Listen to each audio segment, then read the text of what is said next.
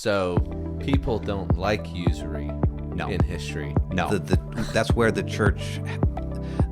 You first need the church to stand up and say this is immoral, Okay. because In the same way they did with contraception. right, because if the church isn't going to stand up for the truth, Yeah. no one will. Somebody asks him, "What do you think of usury?" and he responds, "What do you think of murder?" Wow.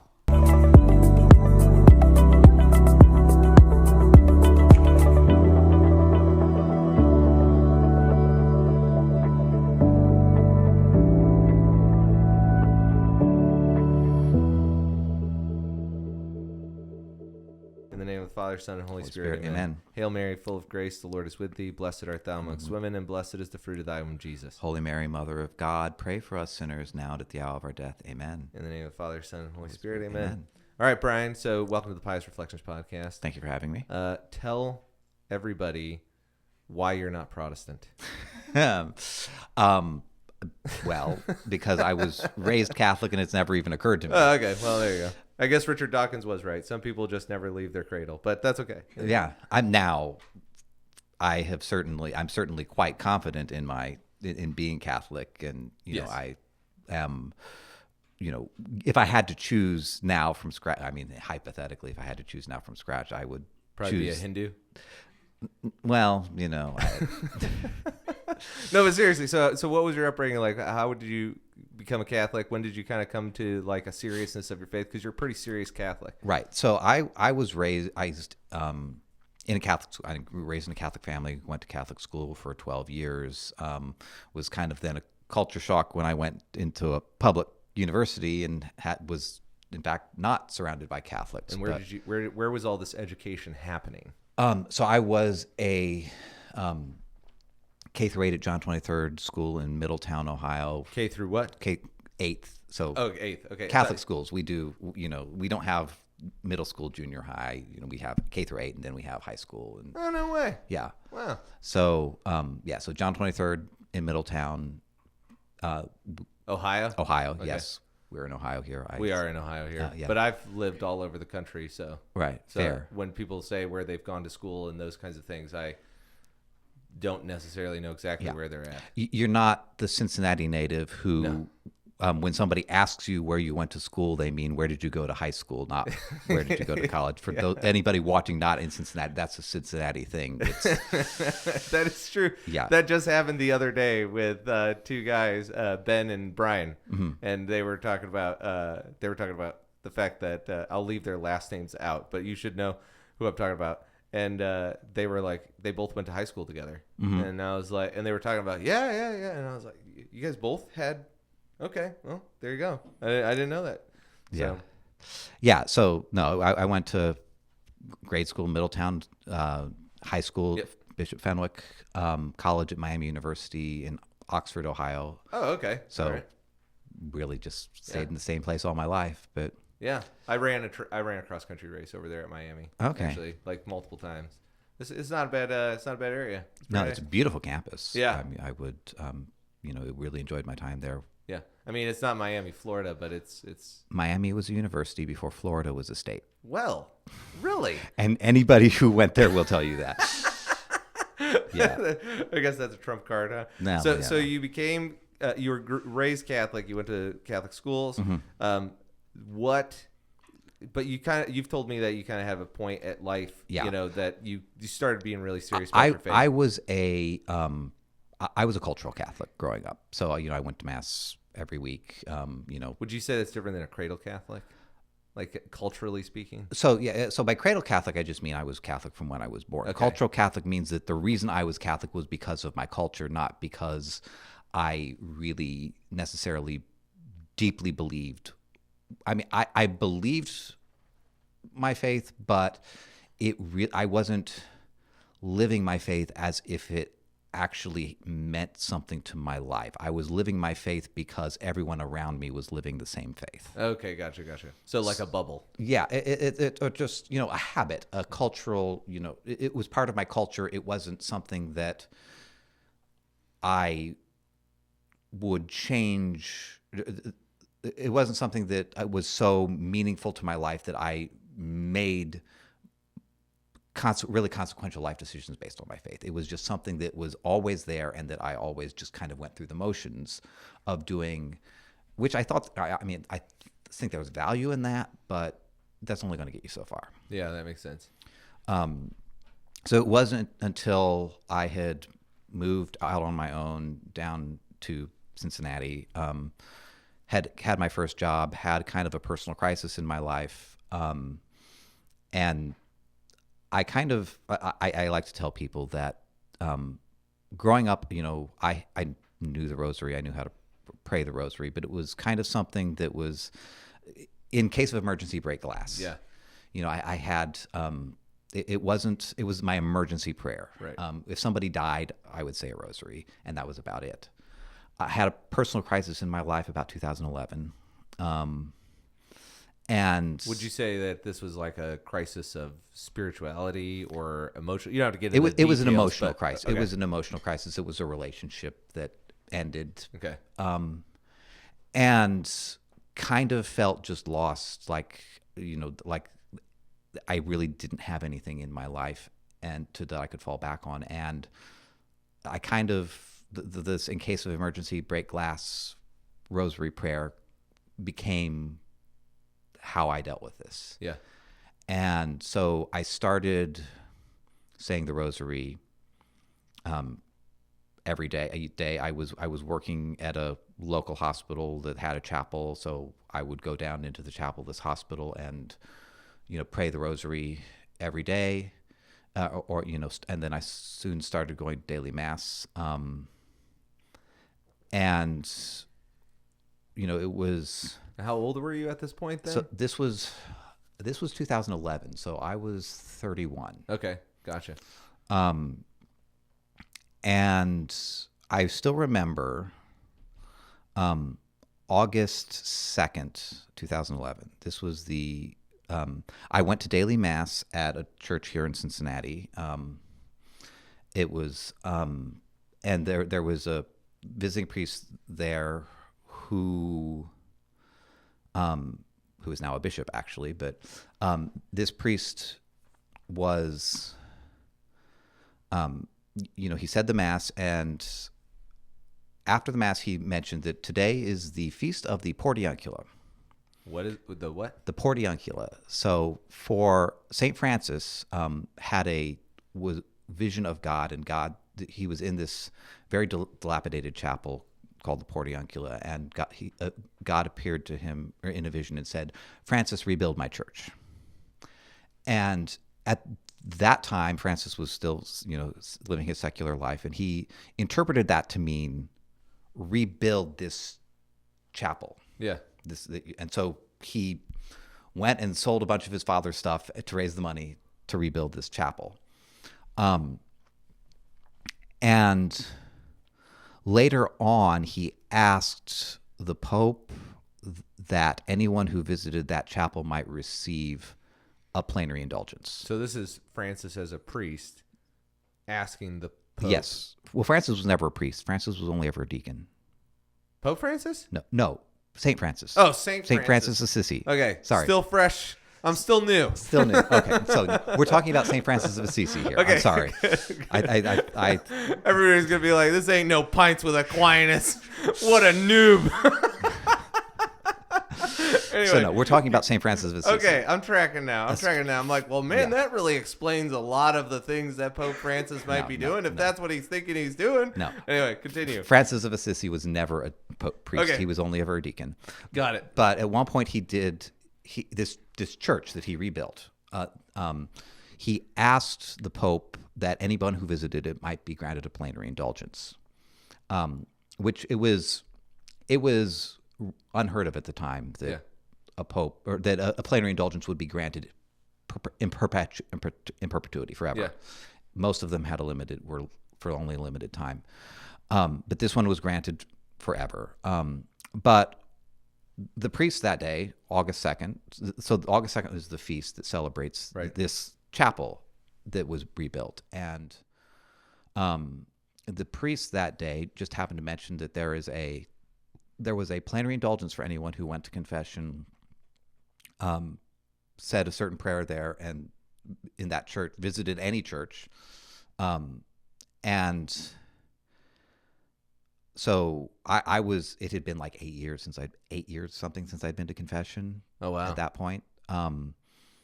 And I was already thinking about it as Mass was going on, and he makes this announcement and says, "Oh, and I'm going to be hearing confessions after Mass," which I wasn't expecting. So that was kind of the moment that I traced my, conversion from cultural Catholic to devout Catholic. Yeah. And I went to confession. He said there's a plenary indulgence, and I was like, wait a minute, I thought Martin Luther got rid of those. I didn't know we even still did that. And it kind of set off in the midst of this personal crisis, which I was still very deep in for quite a long time after this. This was by all means a period of trial and suffering for me. But I started just learning so much about my faith that I had never even knew was even. There was a richness to the faith that I had no idea was there. Yeah. And I made the decision in the midst of all this that I believe this. If I believe this, I need to start living as if I believe this. Yeah. And it was the real conversion, is the conversion from believing it, but only living the cultural elements of the faith, to believing in Jesus and living my life as if I believe in Jesus, and living my life as if everything Jesus said is the truth and actually matters to my life. So when you started praying the rosary then, like when I started praying the rosary, I had to have a card.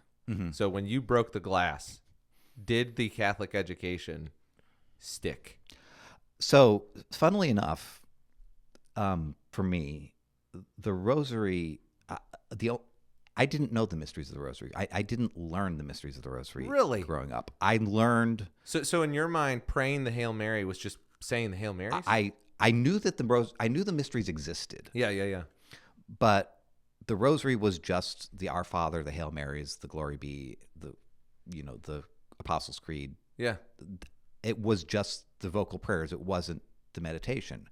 So I don't know why I never learned the mystery. Like I said, I knew they existed. I never learned. So, but one of the first things I did was learn the mystery, memorize the mysteries, and learn the mysteries. And just for the Protestants, because a lot of Protestants do actually, because I was Protestant when I did this podcast, some of them listen. What are the mysteries? Just how would you say that real summary? Like if you're telling a Protestant, what are the mysteries? How would you say that? So the mysteries of the rosary are, for each rosary, that there are now 20, used to be 15, but that now 20 reflections on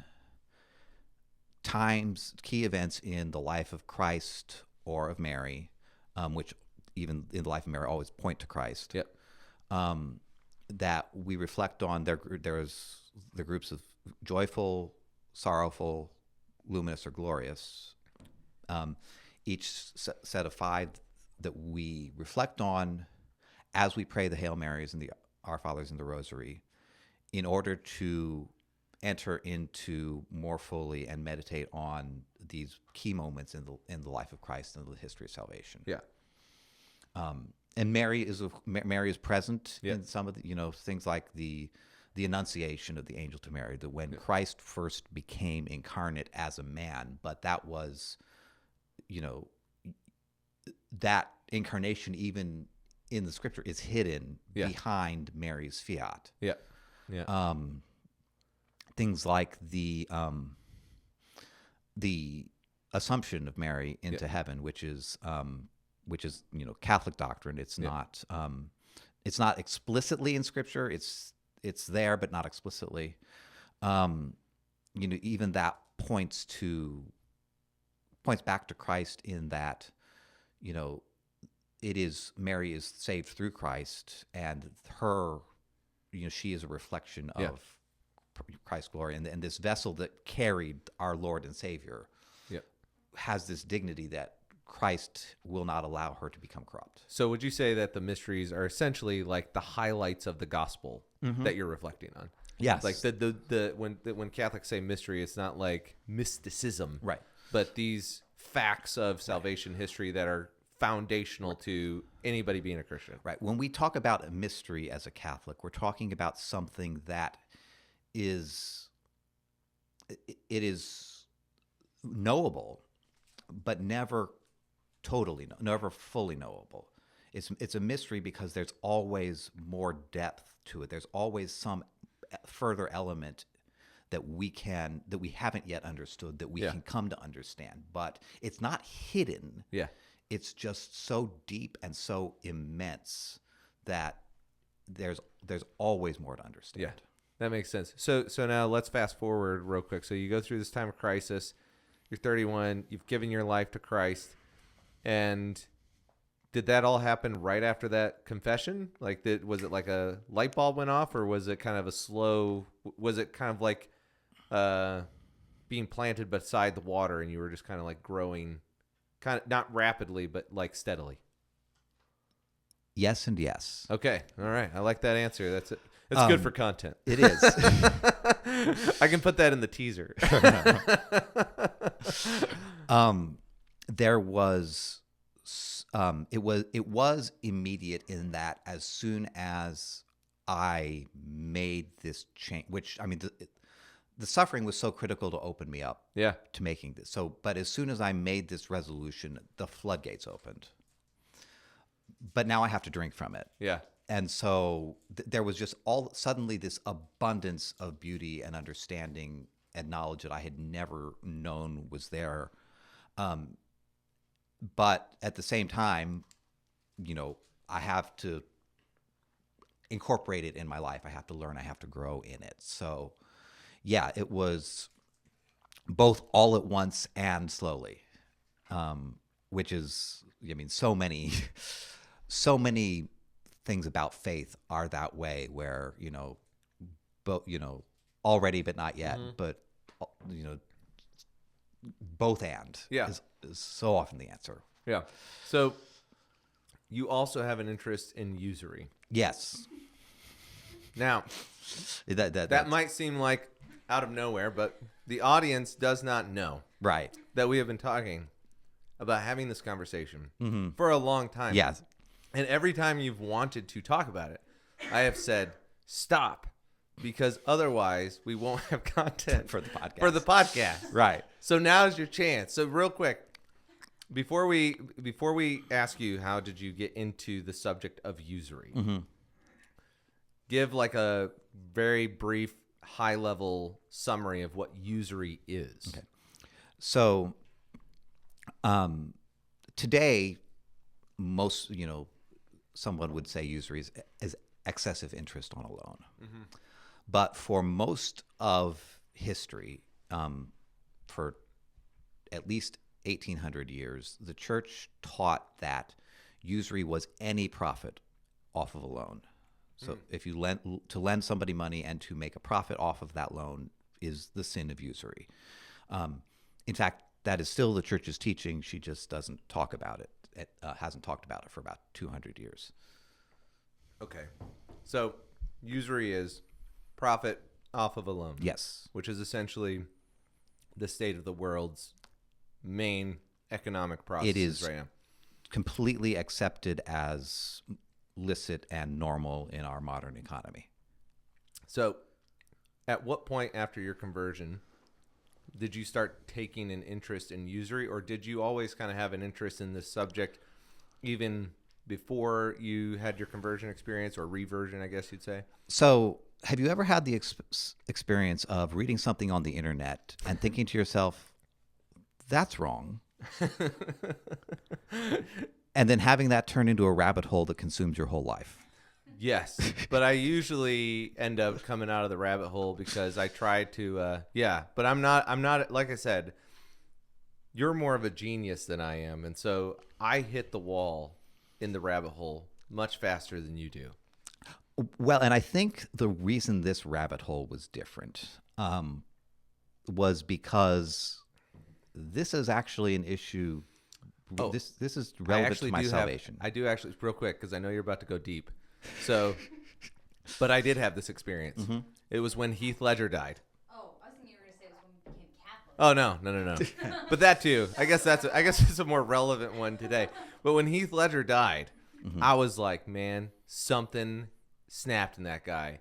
And I went on this rabbit hole. I was digging for videos, like finding, French documentaries that talked about his life and stuff. And I was obsessed. I was like, I'm going to solve this mystery of did the Joker role kill Heath Ledger, which I still think that everybody thinks it did.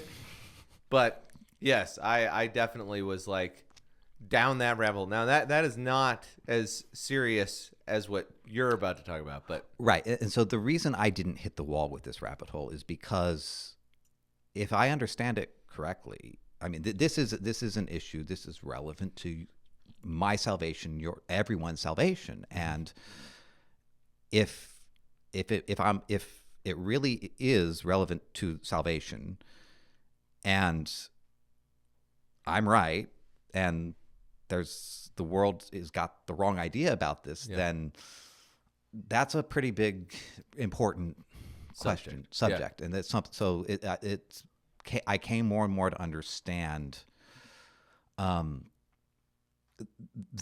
this is something that is worth dedicating some serious time, effort, energy to. And did this like, I may have missed it, but did you say that this happened after the conversion? So this was like 2017. Get a little closer to the mic, because I'm sorry. That's right. This was like 2017, I think, around there, 2018. So it would have been about 7 years after the reversion. Yeah, it was somewhere around there. It was before COVID, after the everything. We measure everything by COVID now. Yeah, so it is. Yeah.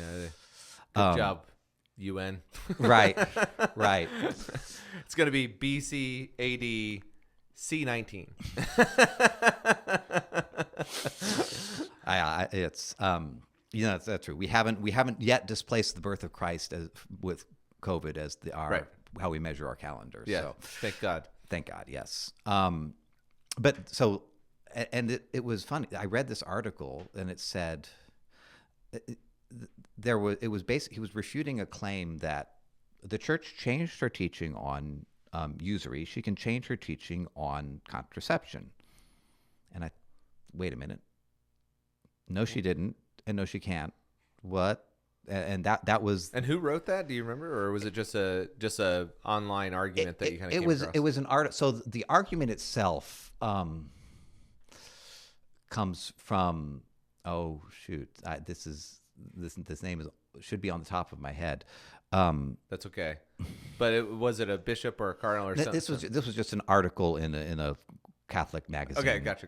This wasn't a hugely important figure, but I know that the argument was made, and he was even trying to refute the argument. He wasn't.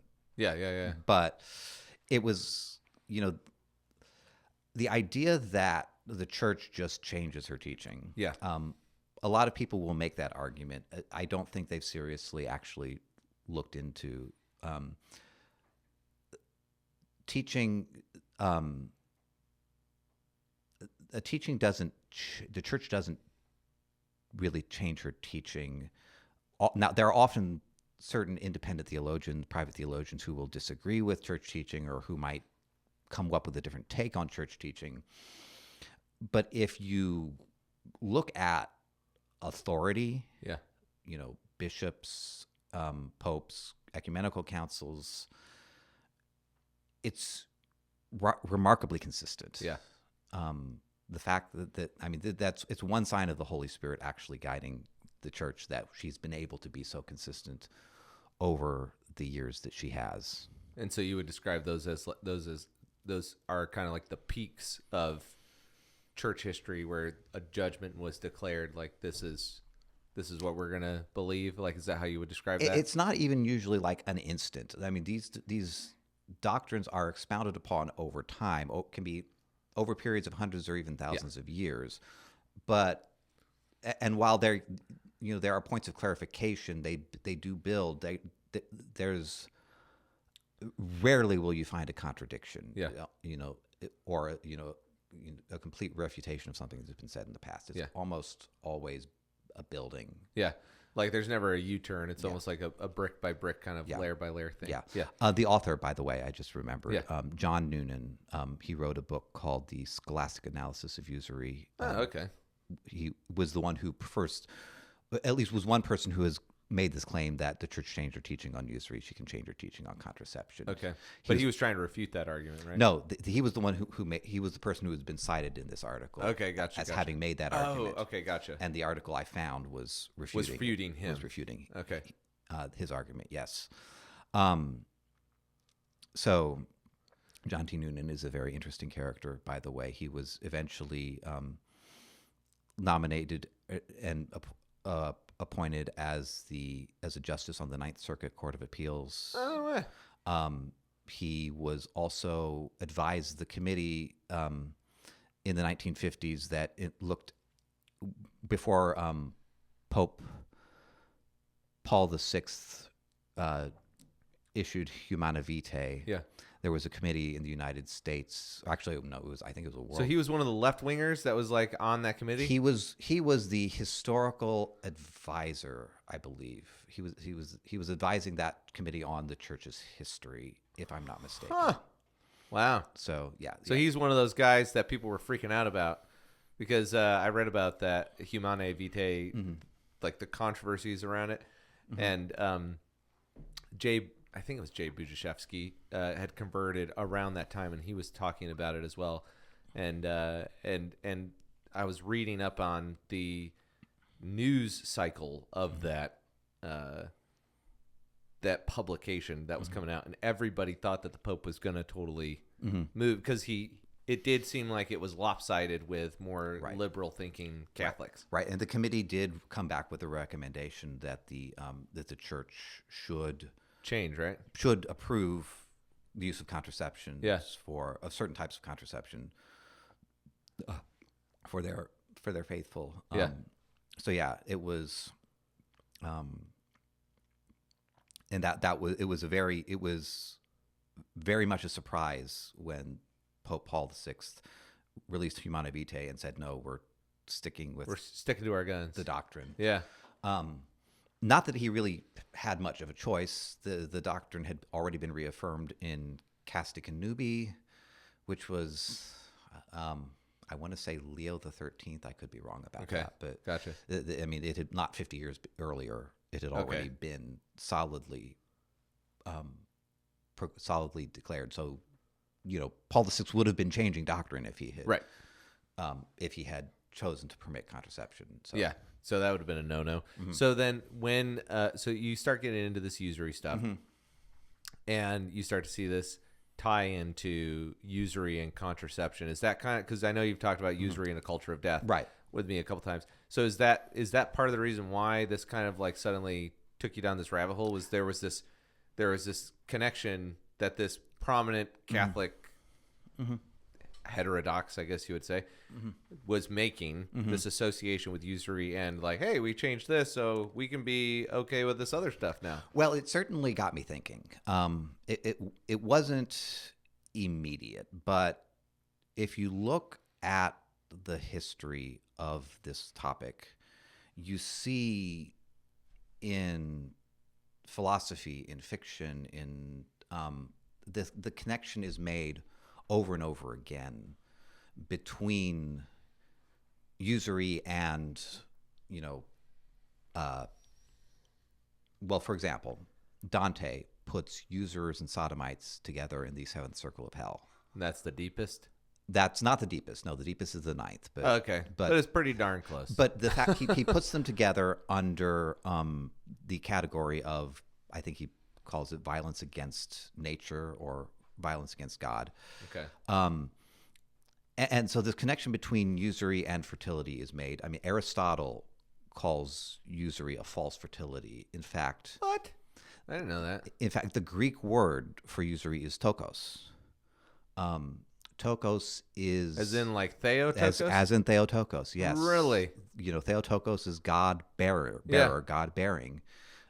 The word for usury in Greek is also tokos. It's bearing. It's it's this money bearing money. Okay. And Aristotle uses that to call it a false fertility. And that theme from Aristotle on is carried throughout,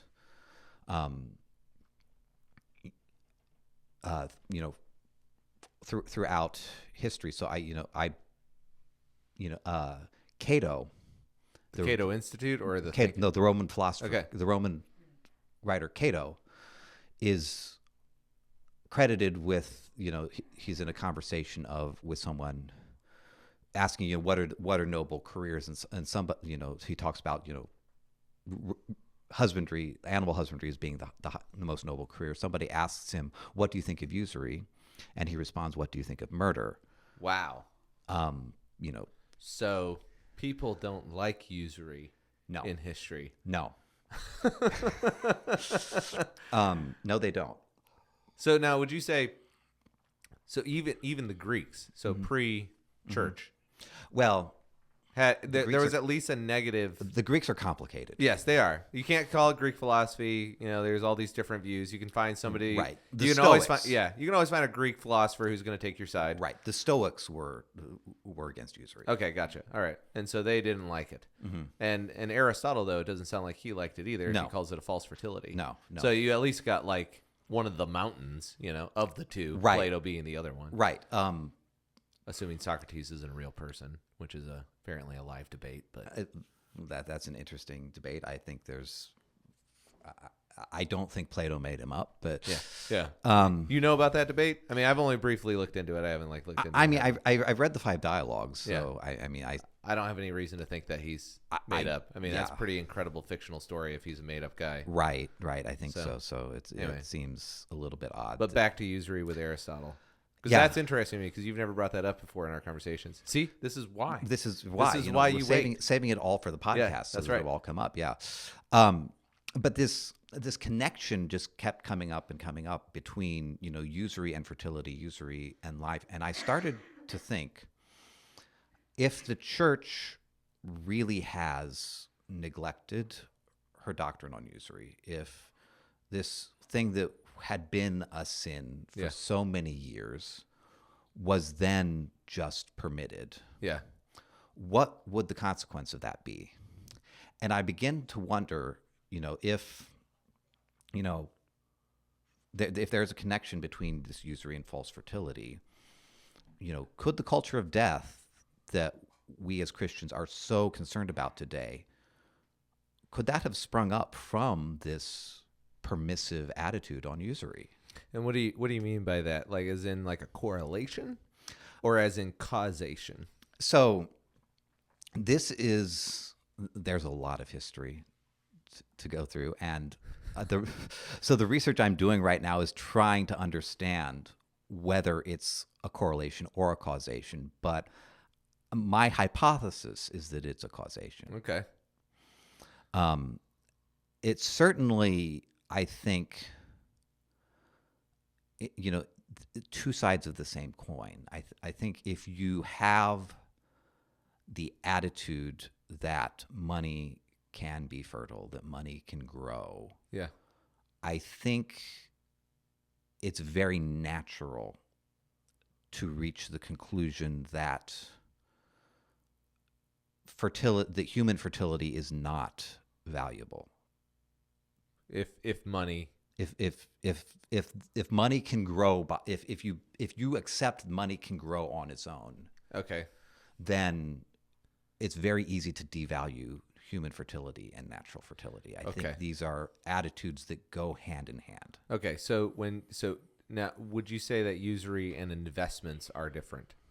Oh, certainly. Okay. Certainly. Because when people think about growing money, Right. typically they think investing. And this is actually the problem. This is a big part of the problem, is that money and investment are not the same thing. Money, so it's helpful to understand what money is. Yes. Teach us. So money is I think there are classically 4 functions of money. Money is a store of value. Yep. It's a unit of account. It's a medium of exchange. Okay. I said 4 there. That's all I right. named 3. That's I okay. think there's a 4th. I can't remember It's it all right right. now. Yeah. When you write the book, you'll get When the I fourth read, one. I'll get the 4th one in the book. Yes. Yep. But it's not. It's money is. I mean, look at. What money today is just. It's a number in a computer somewhere. Yeah. It's not even physical anymore. Right.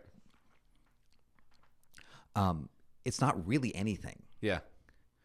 It's virtual at this point. Right. Yeah. No one actually needs money. Uh-oh. Here we go. We need. Is this where I put the disclaimer in at the footer? No, but continue. I think I know where you're going. We need the things money can buy. Yes. We need shelter. We need food. We need clothing. Money is a convenient way to get that. Yeah. But we don't actually need money. If you're on a desert island and you have $1 million, $1 million isn't going to do you any good. Right. So I think and that's the first one of the problems with accepting this idea that money can grow is that we conflate money with the things money can buy. Meaning, we make a false equivalency. Right, we make a false equivalency between money and the things money can buy. Yeah.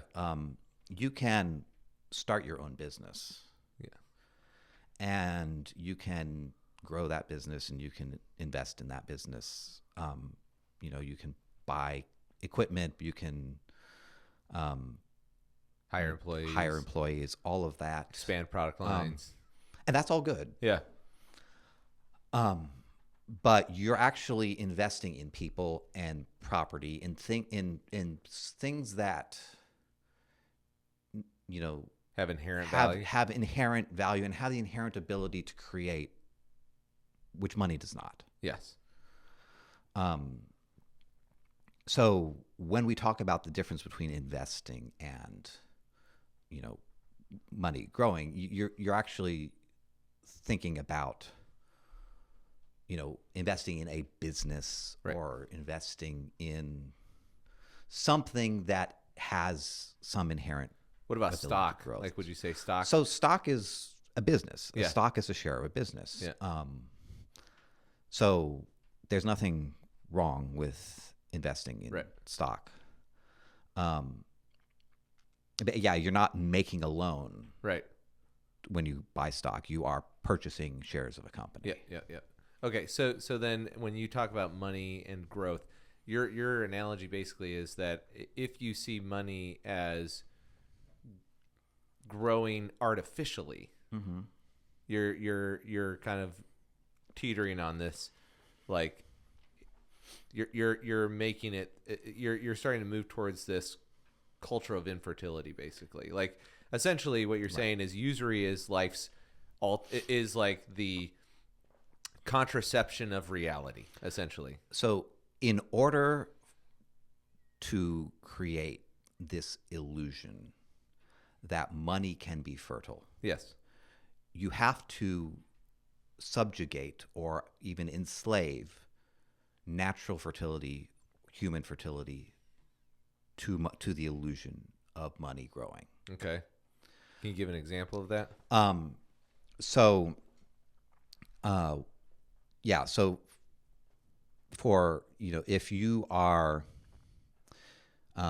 if you, for example, make a loan to someone, like a mortgage for someone to buy a house, that person who has bought the house now has to make these mortgage payments. That this house that they're living in to grow their family. Yeah. This house is not a source of income for this person. For most people, It's an expense. It's an expense. You buy a house so that you can live in, but you're not right. You're not using the house to grow, to make money. You have to go out and you have to work for some company somewhere. Right. And that's how you make your money, so that you can, so that you wind up paying, sometimes twice as much as what the value of the closing house. price of the house was. Yeah. You grew this money off of the labor of another person. So basically, it's like a microcosm of inflation. So inflation. If it's just no. No. Okay. No. We can just no. You're wrong. Inflation relates Got to it. usury, but no, that Okay. it is not. It's not really a microcosm of inflation. Okay. So, But as far as like the house value, the person now is basically enticed into a loan that is going to ultimately end up with them paying, let's just say for ease, twice as much of the house. So if they close at $100,000, they're gonna by the end of their mortgage paying $200,000. paid $200,000 Yep. for this house that only cost $100,000. Right. And we just think that that's normal Yeah. for some reason. That there's no problem with this person paying, for, paying $200,000 for a $100,000 house. Yeah. Because they have to pay over 30 years. But if that money had just sat in a safe, Right. it wouldn't have grown. The $100,000. The $100,000 that the bank lent to this person would not have grown on its own. So, in order to create this illusion of the money growing, you actually have to have somebody somewhere, I would say enslaved to these mortgage payments that they're making every month to try to feed this insatiable beast that is usury. So would you say that, for example, because the way it sounds like you're talking is that people have kind of bought into this illusion that it's okay because they can do it, basically. And so in the same way that if somebody says, hey, my question is there an analogy to the dangers that you're talking about with, say, like legalizing prostitution or legalizing marijuana, where it's like, okay, because the authorities have now said this is a permitted exchange of goods and services, people are going to now think like, well, that's going to have an impact on the culture. And like, kids who especially grow up without parents or whatever are going to be enticed into these things out of ignorance and therefore enslaved in like prostitution or drug dealing or whatever it could be, because now the government has basically said, hey, we're not going to police this. Yeah. And in fact, that happened. Okay. I've redeemed myself with my microinflation comment.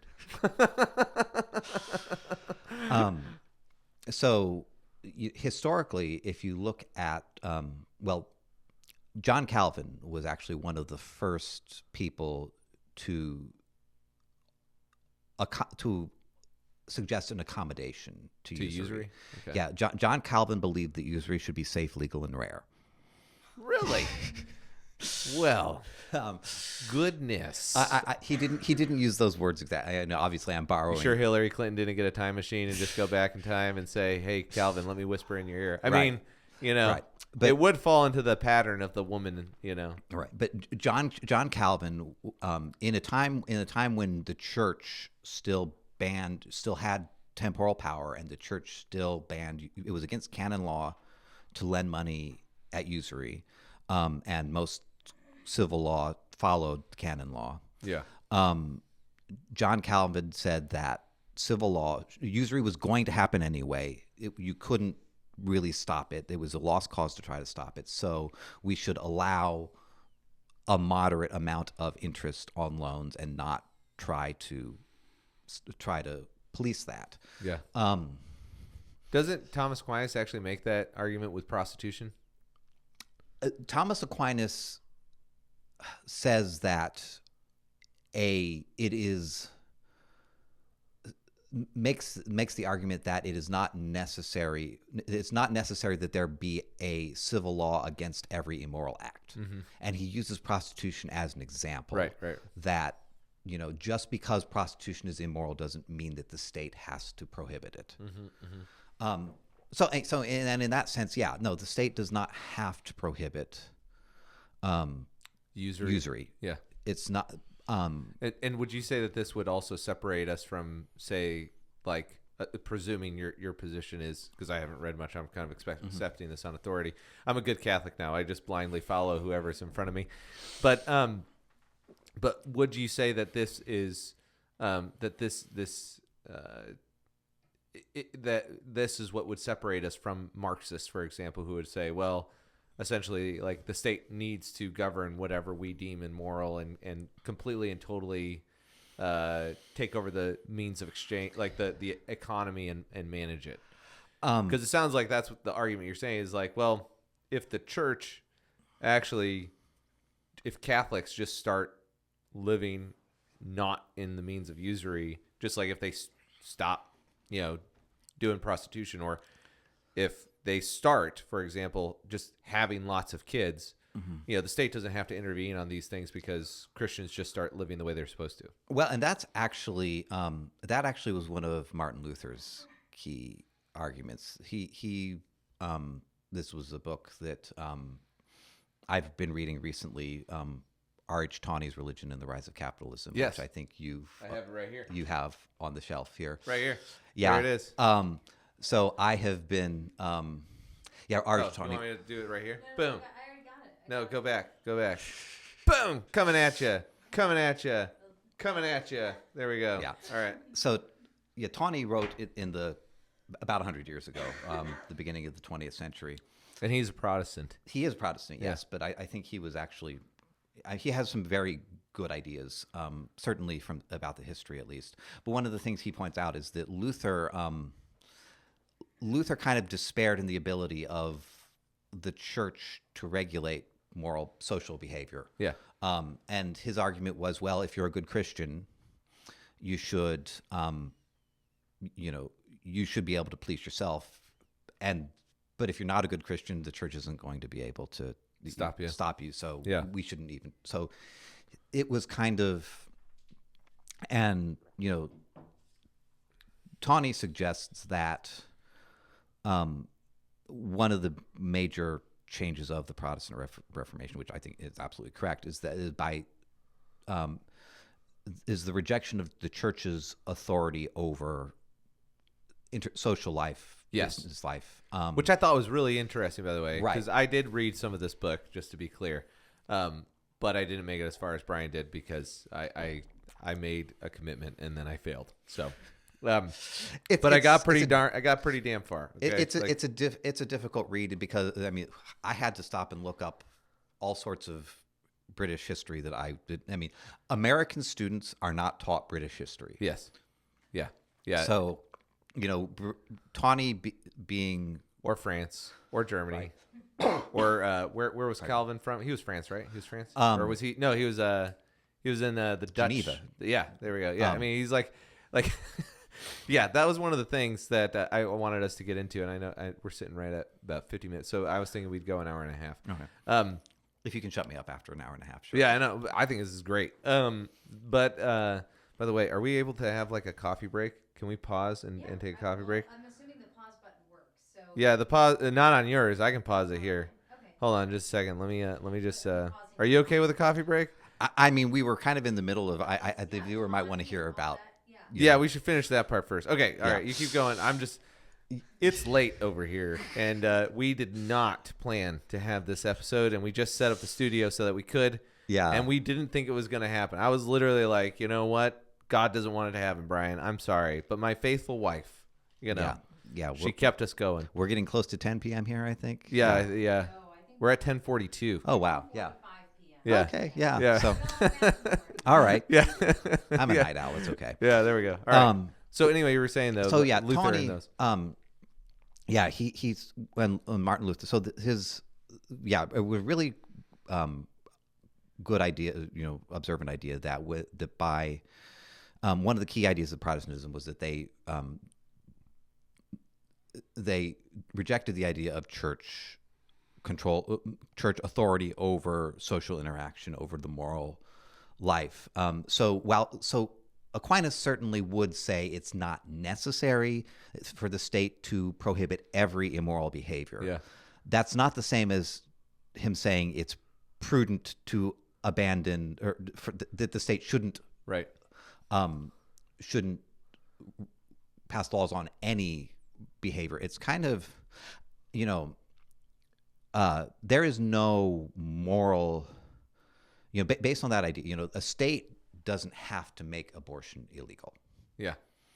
But I think at least most of us Catholics and Christians listening to this, I think, recognize why the state should make abortion illegal. Well, yeah, and I think what Thomas Aquinas would also say is that that's a violation of a fundamental human right, and so like the state has to. There are certain obligations that a state does have to exercise authority on, even if you don't have revelation to point this out, like Romans 13 or whatever, Right. and the plenty of passages that talk about the importance of the state, but. Even still, like we were talking about earlier in the car, it's like, well, and actually C.S. Lewis, I think, makes this argument when he says, well, imagine a society in which they were permitted to kill each other. Right. It's like, well, that society would eventually die, Right. because it's no longer about preserving its existence, because there are certain fundamental things. Just like if I decide that I'm going to go sleep underwater tonight, I'm not going to wake up. A country that decides that they're no longer going to punish murder Right. is going to find themselves just not a country at all. In fact, you Right. really do kind of see that with Haiti, Right. And it just dissolves into anarchy. Right. And so I would argue that a country that decides not to punish usury is going to wind up killing their children. Yes. Okay. Now, unpack that. Because it's true. I'm just going to say this, too, because I was listening to Michael Knowles the other day, and one of the things he brought up was the fact that the death toll, which I brought up to you earlier, but for people who are listening, 45 million dead babies globally. And, if what you're saying is actually true, that, usury is connected to this, which I think you can at least make the correlation argument. Clearly, you're not the first one who thought this, right? Which is, definitely when you're starting to do research, like, the foundational piece, like, has anybody else thought this before? Right. And given that even the Greek philosophers were making those correlations, that is pretty fascinating. That one you didn't tell me. That one's still rocking around up there. But you were saying, so if usury actually does lead to a culture, how do you make that connection? Or from my perspective, it sounds like a leap, and I'm sure to other people it sounds like a leap, but how do you get there step by step? So, well, would we like to take that coffee break and then come Yes. back and talk about it after the break? Yeah, that's a good one. Yeah. You guys do anything. I know, do I'm not just giving you a hard regrets. time. I did nothing wrong. Yep. No shame. It's true. I don't deserve you. All right, Brian. So where we left off. Whoa. What? I've already hit record. I've been recording this whole time. See, I'm telling you, like, this is the way you do it. Like you got to give the people what they want. And they don't want CNN. They don't want Fox News. They don't want anything polished. They can get that at other places. Yeah. They want to see you talking to your wife sitting just off the camera. Yeah. What they really want to see is the goading her into being down here. Right. They want that on camera. And then they would leave and they would never come back because they would be like, do you know what he said to his wife? I can't believe it. I feel bad for her. No, I don't watch his podcast anymore. He's a monster. But it's funny because you can laugh because we all know that that's not true, just to be clear. Yes, no. Very happy here. Yes. It's like everybody on. Everything is great. Yeah, it's like the tweets. It's like, I am totally in my right mind. I do not want to kill myself. Not blinking 3 times. Yeah, we totally weren't talking about killing somebody for the insurance money. No, we during the weren't. break, No, we weren't joking about that at all. Man, see, this is one of those things where I got to look at how people do this. Like, yeah, that bar's kind that of bar is right in the way. right. Yeah. It's all right. That's what I need to do. I need to just have it over here. So, by the way, just promoting these mugs.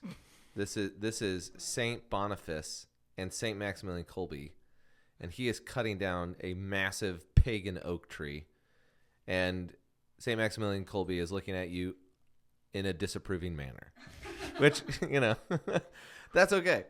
Nothing wakes you up like that. That's right. All right. So we were going to talk about the step by step. I'm going to start that timer over up there. So you hit up, right? No, you have to clear it. Clear it. How do you clear it? Can I see it? You hit like the pause. Pause. Or the play. I don't remember. If I hold the thing, I'll. There we go. And then I think I hit up. I hit up again. Now hit up. There we go. There it is. We got it. There you go. All right. Would you get this kind of professionalism in a any other Like the podcast? kindness, Yeah, I you mean, get to see them play with the clock and hide. Yeah. No. And actually, apparently, Thursday, or he doesn't go by Thursday anymore, Josiah was actually crawling around on the floor during their Jordan Peterson interview because Jordan Peterson is so animated. And he was bouncing around like this, and he was coming in, and they had to keep telling him to put the mic up closer, and then the camera was like, constantly trying to focus on him. And which, again, props to the iPhone. Like, those cameras work pretty darn good. So, I mean, like, I'm looking at my face right now, and, I'd marry me. But, whenever we're on the main camera over there, which is apparently the expensive one, although that is outdated. That is an outdated camera. So, but anyway. So, we need to get back to Usury. yeah, We got way off topic. yeah. But that's okay. So how does the step-by-step happen? The because you said, to recap, usury leads to a culture that will kill its own children. So how does that happen step by step? So we can actually see this through the Industrial Revolution. So the first step, I think, is that when well, let me back up here for a second because I want to Set the stage. set the stage. There are certain attitudes that come with the idea of usury. So, one such attitude is in a pre-industrial agrarian society. Let's start there. You have families, living together on a farm. It's an agricultural society. You live together on a farm. And the family is basically raising its own food. It's raising its own, and children in that society are actually an asset to the family. Because at some point, they're going to get old enough where they can start helping out on the farm.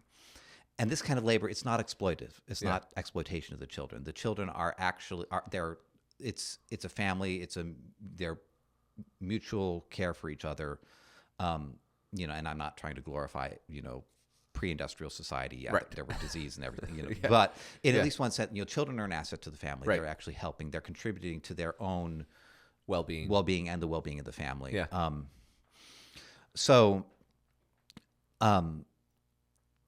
One of the, but in an industrial society, child labor becomes exploitative. Well, and a big part of that is you can see that already today because if for example, like we're trying to do a podcast here, we've got like an e-store or whatever, our kids actually want to help us. And you see this all when you do this, your kids see that you're doing stuff and they're like, well, I want to help. And they have this kind of intrinsic understanding that like if they help us in the business, they benefit. It's almost like actually like employee-owned companies is kind of how they seem to look at it. It's like, well, if dad's business does well, they don't even need it explained. They just understand that like even if it's just pride, Right. they just feel like they're making a difference. Whereas if somebody comes and takes my son so that they can use him in their Subway shop, Right.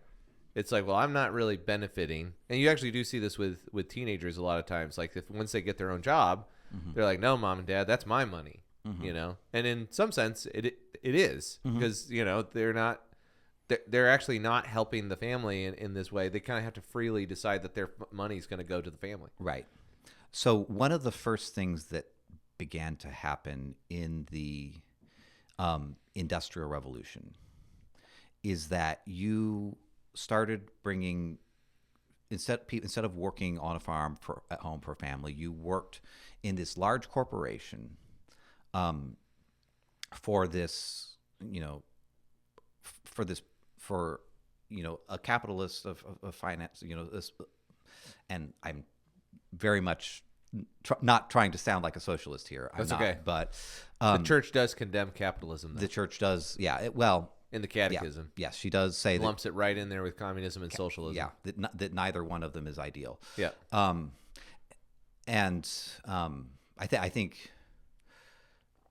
Well, I can clarify that. It's if in the same way that the state becomes, just so that people don't think like I'm totally off my rocker, that in as much as the state becomes a replacement for God, Right. capitalism can lead to what it's saying is these things as secular entities. When you take the church out of them, Right. money becomes God, the state becomes God, Right. or your community becomes God. Right. And that's when these things become problematic. Right. Because communism exists on local in religious communities. Mm-hmm. So there are contexts where both of these are good, but Yeah. not. But what happens is you now have this these families who go work for this for a coal mine or factory, factory a or coal something. mine, a factory, tin mines. I think textile manufacturing was one Yeah. of the first. But say, might think of Henry Ford and his production Assembly line line, and or that stuff. Yeah. Hershey in Pennsylvania. One of the first factory towns of the United States, Hershey, Right. Pennsylvania, where everybody just works for this Massive entity. And in fact, one of the things that I've learned reading Tawny's book Yeah. is that in this, in the 16th century, there was actually an active movement to drive down wages, to deliberately lower, because when people 16th century. so you like said. 1500s, So around the Reformation. yeah, drive down wages in order to because people would only work as much as they needed to in order to live. If they could do that working 20 or 30 hours a week, that's all they would work. Right. So where usury comes into this, if you are a you've taken out a big loan in order to buy equipment to build a factory, and you have to pay back this loan with interest. Yeah. You have to exploit your workers in order to Pay back the loan. It's kind of funny. One of the complaints that Thomas Aquinas had about usury was that it's selling time, and time is God's. We as human beings can't sell time. It's odd but today, we think of selling time all the time. We literally sell our time to our employers. Mm-hmm. That kind of employment was actually not. It was really unheard of prior to the Industrial Revolution. When you say selling time, like we sell our time to our employer, mm-hmm. what would be the alternative? Give me an example in a modern context of how I would still work a job but mm-hmm. not sell them time. You might, you might work like in a guild, where you're making a product with your own hands and you're selling that product. Yeah. Or you are, day laborers where that you might work a day in somebody's fields. Yeah. But the idea of hourly yeah pay, I mean, you worked for a day and you got a certain amount of work done in someone's field. And that's a subtle difference, I know. Yeah. But there was this very rapid change in the idea of time. Also, clocks were invented in precise mechanized clocks became not sundials. Not sundials became prevalent in the 15th century. And they became almost ubiquitous in the Industrial Revolution, starting in the 16th and 17th centuries. Okay. I just read an article I've been doing research in Past and Present magazine that's from 1968, I think, but Time, Work, Discipline, and Capitalism, which is just very fascinating on how our idea of time changed. This was an article called Time, Work, and Discipline? Time, Work, Discipline, and Capitalism. Huh. And it's just a fascinating look at how our perception of time changed in the Industrial Revolution. And there was this idea that idleness was the mother of all vices. Okay. In fact, this is where the idle hands make for the devil's work. Idle hands are the devil's workshop. Yeah, that phrase was it's probably I'm not 100% sure about that specific phrase, but the idea is the idea came from the 1530s. There was a point in the Poor Law, Henry VIII's Poor Law of 1530. There is a quote where he says, "Idleness is the mother of all vices," and the way they treated the poor in the 1500s and especially the 1600s. Rather than, there was this change from Christian charity to forcing the poor to work. And not, that it was better for the poor to make them work in conditions in deliberately uncomfortable conditions. Better than to be idle. Better for them to be idle, and England actually spent more money to create workhouses to make these to keep them working than they were spending on charity to keep them to support them before that. It was very much it was thought that charity was detrimental. You might want to get a little closer to the mic. Detrimental to the poor. Yeah. This was something that there's an author, Max Weber, who looks at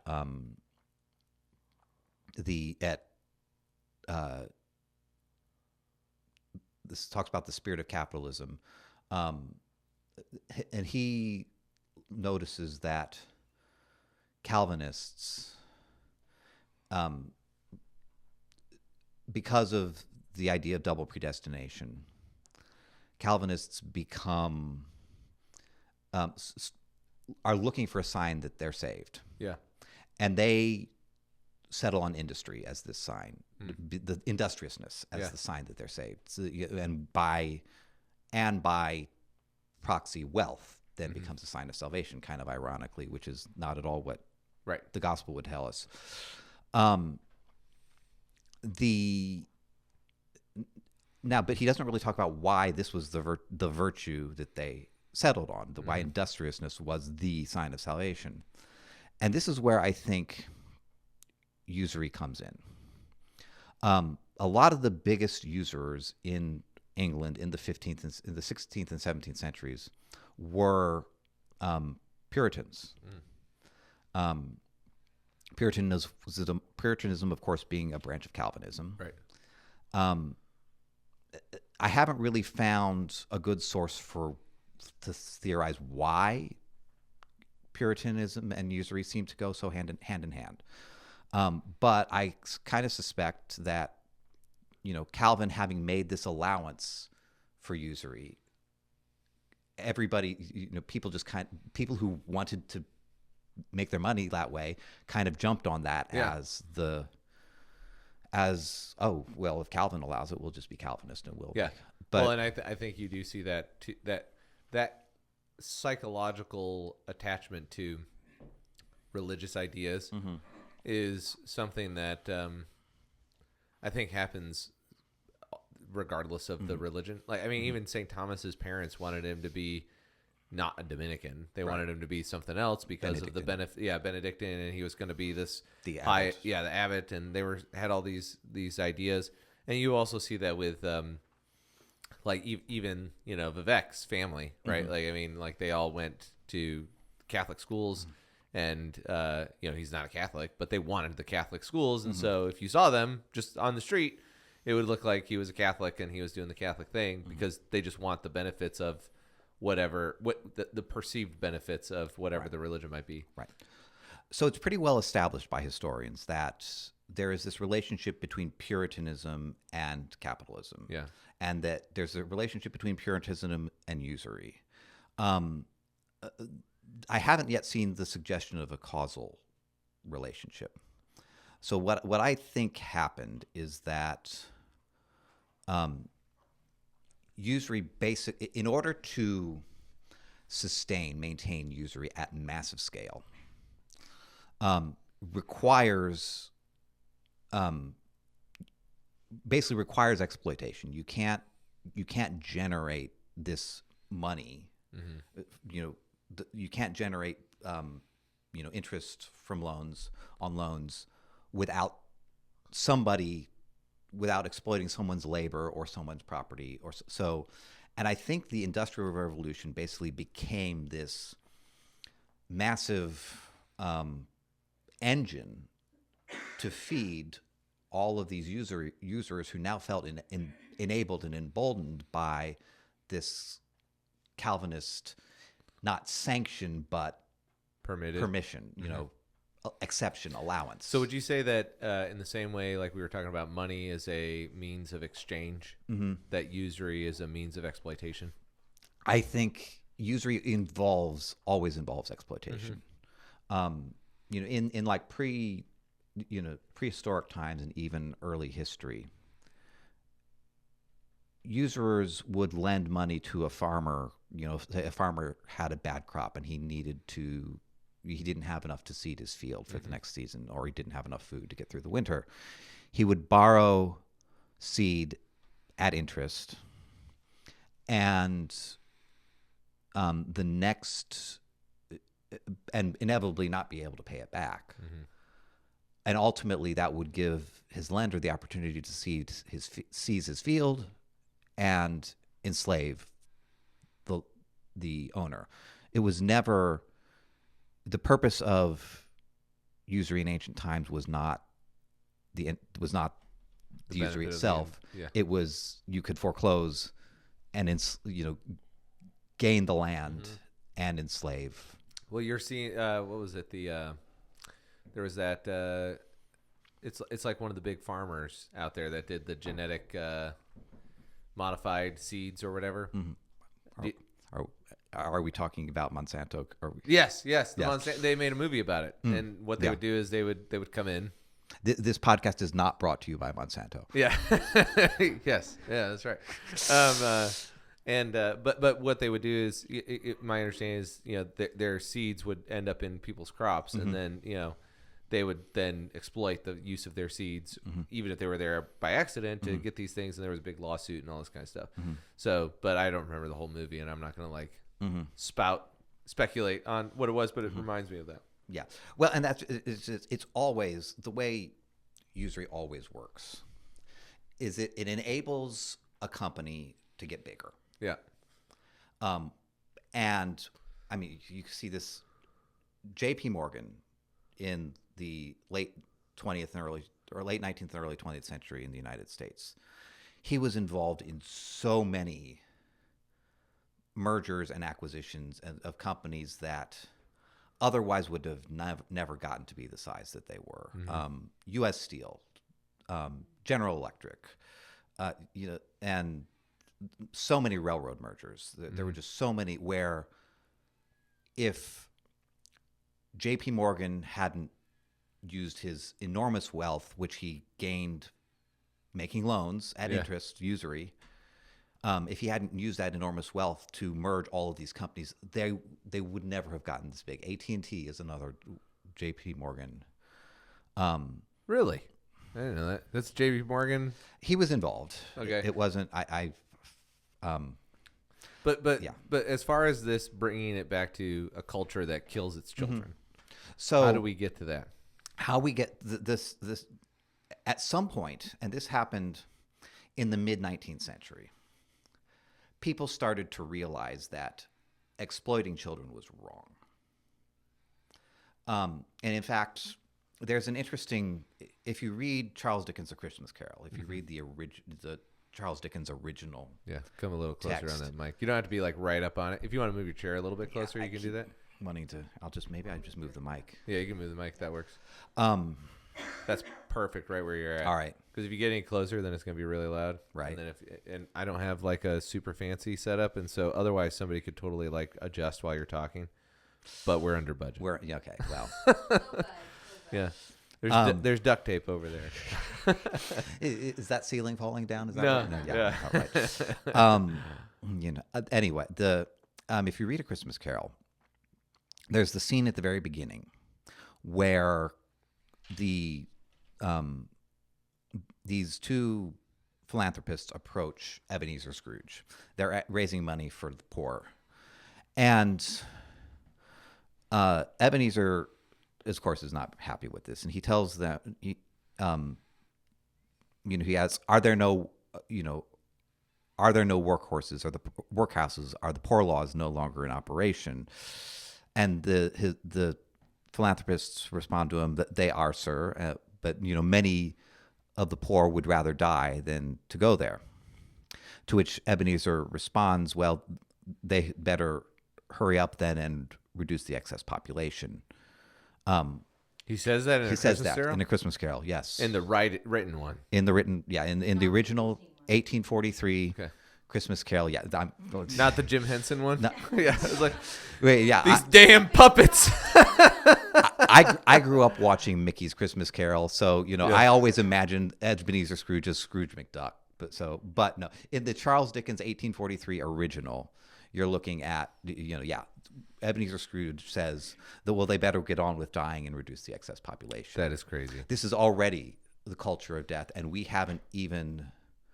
There he's actually echoing Malthus. You've heard Malthusianism. Yes. Malthus is the philosopher in the early part of the 1800s, or late 1700s, early 1800s, who did a study on population and overpopulation and kind of created this. He's the next on my reading list. Oh, so. man. Okay. Well, we'll have to have you on when you finish him up. Right. I'm sure you may have listeners who are familiar with him, but I'm not familiar. I know the Malthusian, right. kind of Right. idioms, but his idea was that population growth would ultimately always exceed the growth of the food supply, and ultimately there would have to be some kind of limiting, either famine or war or disease, right. or deliberate action on the part of the state to limit the population. Oh, snap. Well, it's not like that's happening. No, that's not happening. Yeah.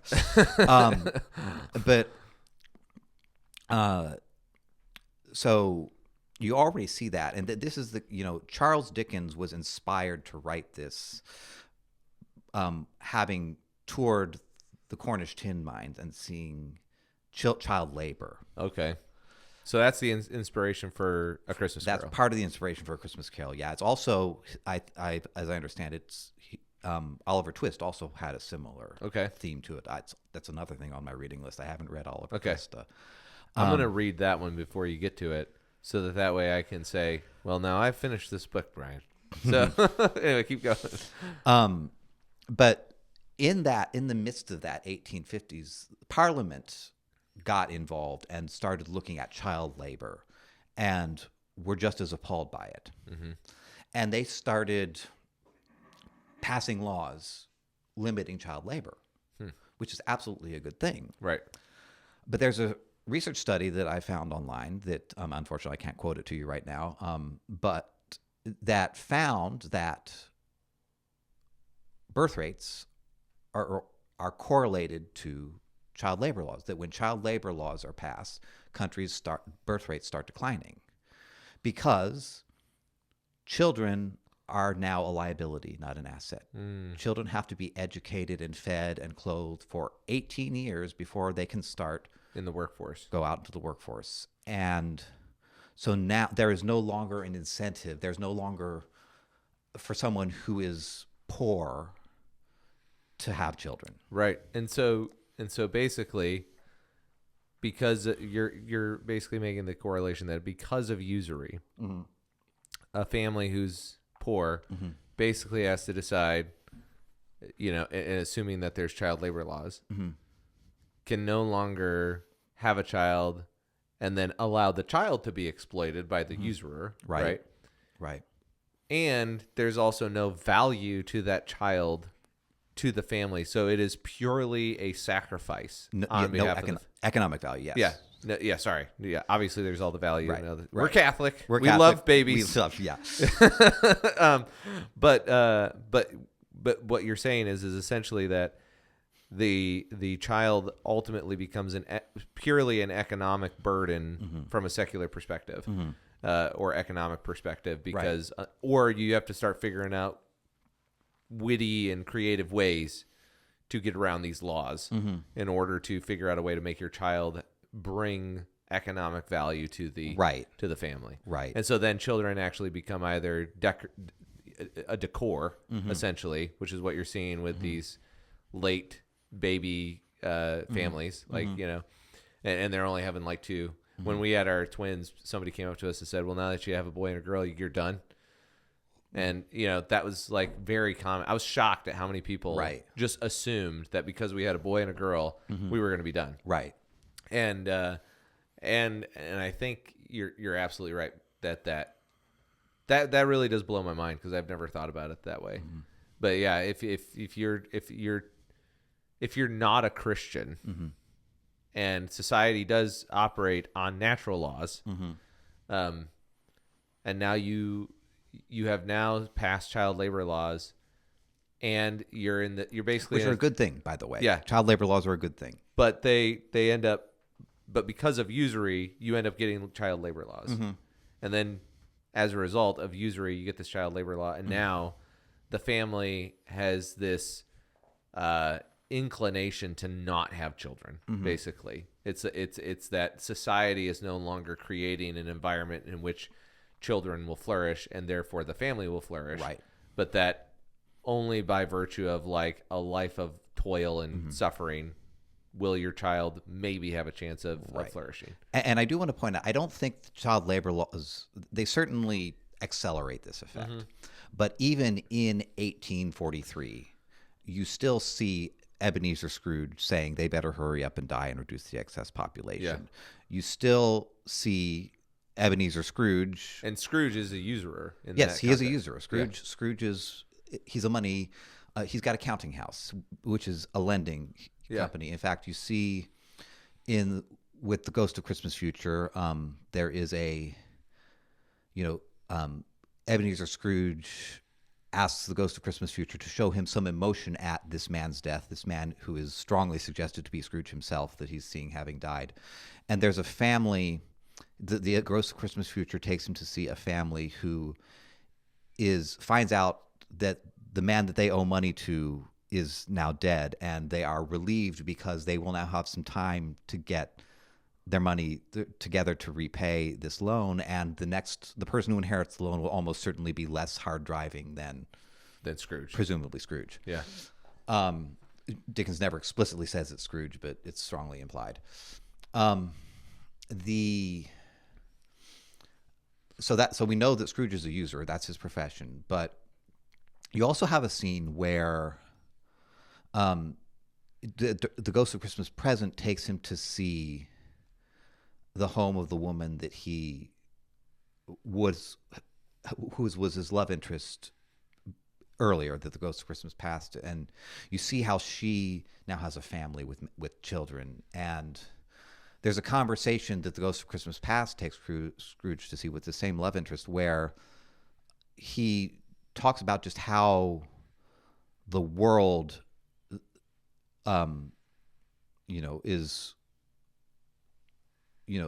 talks badly about wealth, but is hard on poverty. You know, there's nothing that the world looks more unkindly than poverty.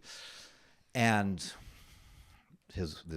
I don't remember his love interest name, unfortunately, but she says to him, I think you fear the world too much. You what? I think you fear the world too much. Fear the world. But that is ultimately, I think, the effect that usury has. It creates this fear where, you can either have children or you can survive in the world.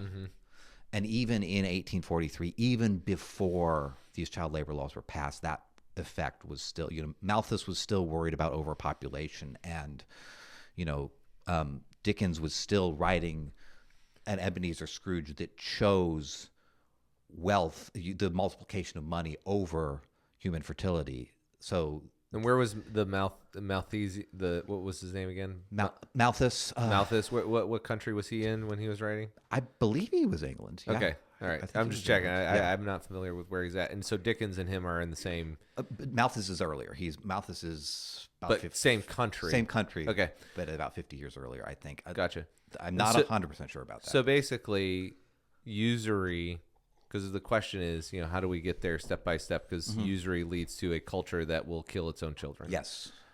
And so obviously now the next step is abortion, right? Because now you have people, let's say you do get pregnant in this cultural context. There's still this innate human, we are commanded by God, go forth, be fruitful, and multiply, fill the earth, and subdue it. That is still a driving, I don't think anybody questions the fact that reproduction is the driving force of human nature. Yeah. So we can't, our nature does not let us just stop. Right. So we wind up in these situations where we have unplanned pregnancies. Right. And the natural solution to that seems to be abortion. And from a culture of usury. Right. From a culture of usury. And, you see it. There's kind of this intermediate step, the social Darwinism movement of the late 19th century and early 20th century, where, usury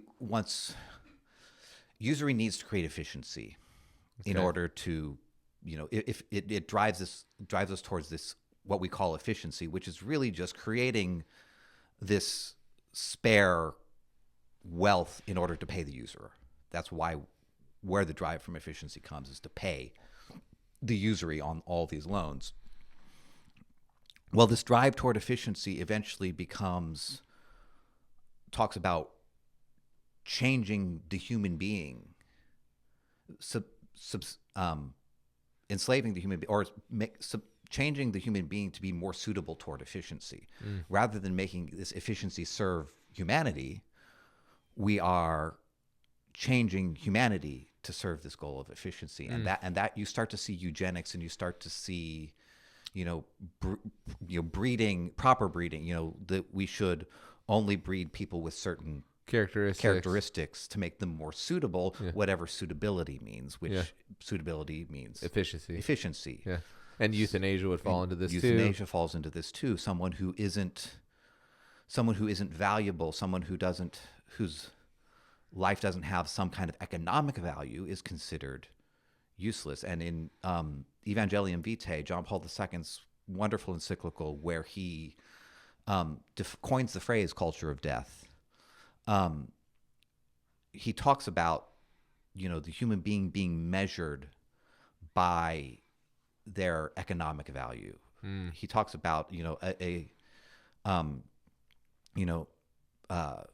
social, political, and economic currents. He clearly recognizes that this is an economic phenomenon, not simply, and not simply a what? Not simply. It's not just about sex. It's not just about sin. It's not just about sin. It's an economic. There's an economic force that's pushing this culture of death. Yes. Got it. Okay. Yeah, that's pushing the culture of death. And so they're this is the part of the podcast where if I was Joe Rogan, he would go, shit.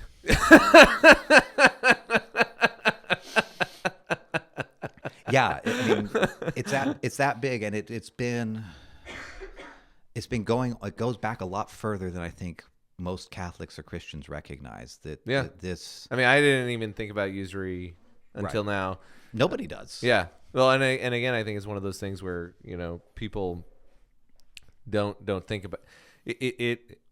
It highlights the fact that there is an ignorance that comes about with some of the stuff, that you really are a product of your culture to a certain extent. And like, that doesn't mean that you can't get out of that, right? Like, that's the problem that relativists make, right? It's like, well, you're just a product of your culture, and now your culture is telling you to be against usury, but you don't know if that's really true. It's like, no, like, you can definitely figure out what the truth is. Right. And if that weren't the case, then, nobody would podcast, Right. But I do think that the question that we should probably end on is, well, then what do you think is the route to get back? So, and I'm going to make it more specific. okay. Can we get back without a cataclysmic event? Well, I think it depends on what you consider cataclysmic. The grid goes down. Yeah. No, yes, we can get back without that. It will require the grace of God, and it will require a lot of people, Christians. It will require a change on the part of Christians in the world, a change of attitude in the part of Christians in the world. It's something I hope to Inspire. Yeah. But I mean, first, the church, I think, needs to rediscover her doctrine. Yeah. Because if the church has surrendered to the culture of death before she even fought the battle, when she surrendered on her doctrine of usury. It was via neglect, but not change. Via neglect. She did not change it. She has neglected it. There was a point, in fact, in 1830, where Pope Pius VIII simply declined to answer a question from the Archbishop of Paris, I believe. That is basically when you can actually point out the point at which the church simply just threw her hands up and said, "We don't know. We can't. We're not going to talk about this anymore." Yeah. And actually, on that note, because one of the things that you brought up, and I think Tani does too, is the idea that part of the campaign for indulgences was funded through usury. Oh, absolutely. And this is one of the things that Luther was actually pretty ticked about. Right. The Archbishop Albrecht of Mainz. And Albrecht of okay, it's all right. German Archbishop. He so at the time there was canon law did not allow one archbishop to have two dioceses. Still doesn't, but also at the time the Pope was in the habit of granting exceptions to that rule for a large enough fee. Okay. The fee at the time was 30,000 ducats, which is equivalent to, I think, today to about $9 million. Okay. So the Archbishop borrowed 30,000 ducats at interest from Jacob Fugger, who was one of the big German bankers, usurers at the time. And then Jacob Fugger sent his representative out with the Dominican Johann Tetzel to preach his indulgence campaign, and a portion of the money from his indulgence campaign went to paying back this 30,000 ducat loan with interest that the Archbishop used to get a second see in the diocese of Germany, which came with. So what you're saying is that some of these indulgences that they were selling was not just to get a bigger cathedral or any of this kind of stuff. It was actually to like get it was just corruption. It was just corruption. It was corruption, but a usurious loan. Yeah.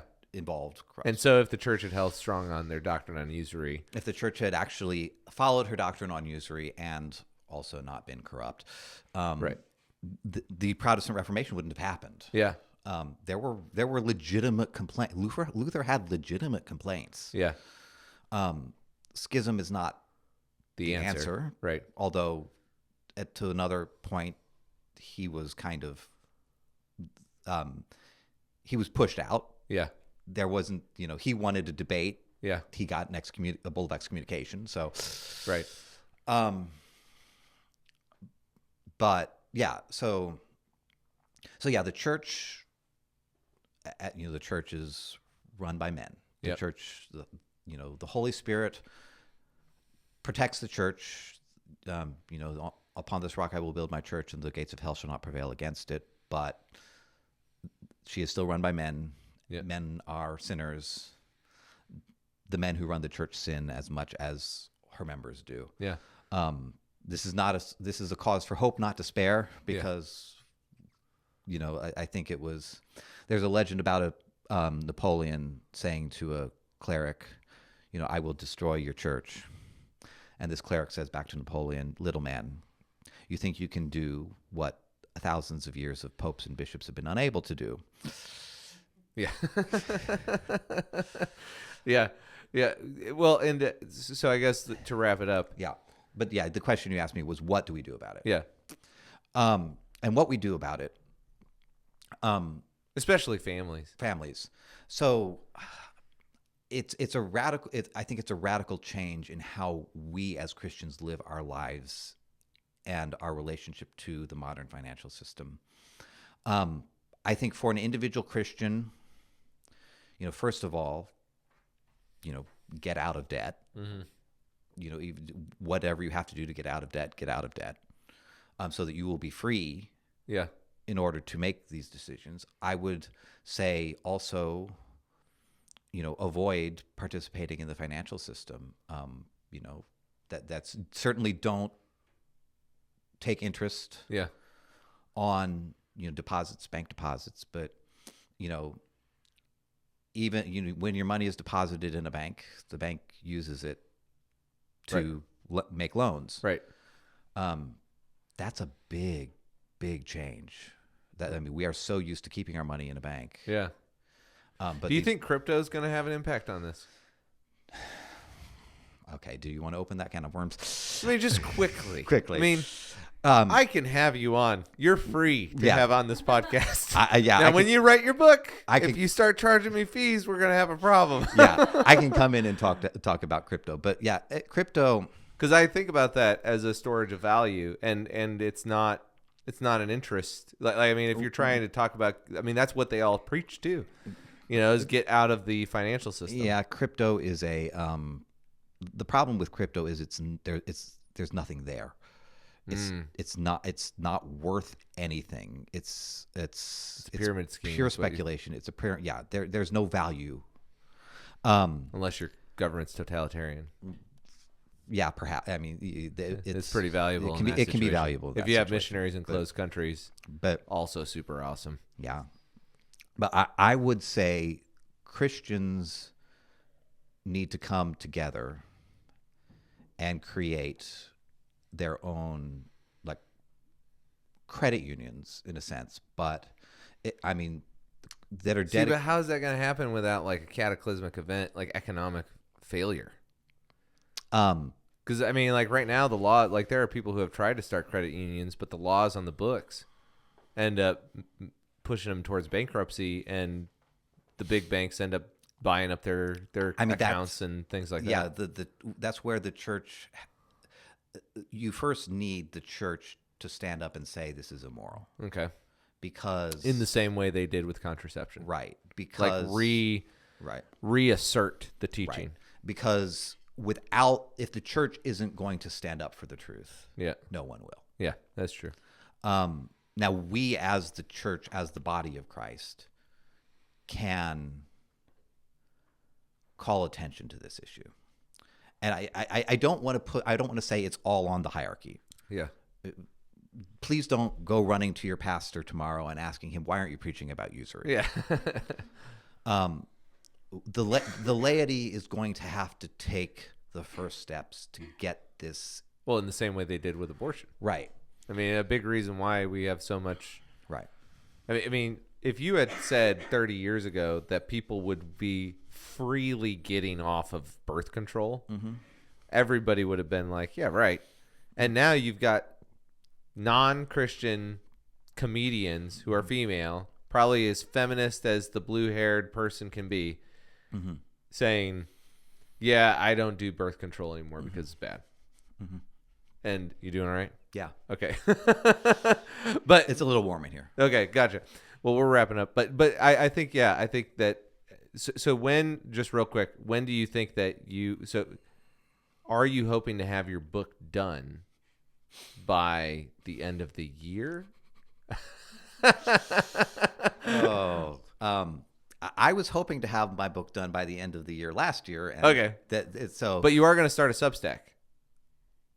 Hopefully, yes. I think now I have to, since you've mentioned it on the podcast. Yes, but that's okay. There's only like 100 people who are going to watch this thing, and 50 of them are Protestant. And then there's the angry atheists on YouTube that might just jump in there every now and then. Right. But I haven't done a promo on this, so I should be fine. Yeah. I will say, if you're someone out there who's interested in this topic and you want to help, I'm interested in hearing from you. Okay, yeah, leave a comment, and then you can send them your Substack and stuff on the channel. Well, Brian, it is super late right now, and we are right at like 90 minutes, I think, and I'll have to cut out like a 15-minute thing. But thanks a bunch for the coffee break, because we paused. Although I did pause it, so I think we should be fine. Anyway, cheers, friend, and let's hopefully take down the whole Usury monster. Right. So, God bless, sir. Thank you. Take it easy.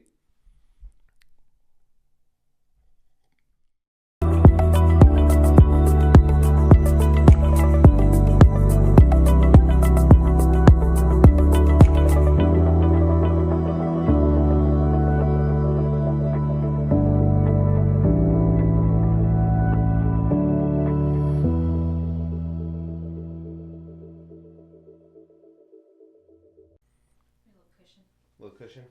All right, there we go. I got a cushion. It's like, hold on, get that cable out from under there. We are recording right now, by the way. Oh, So okay.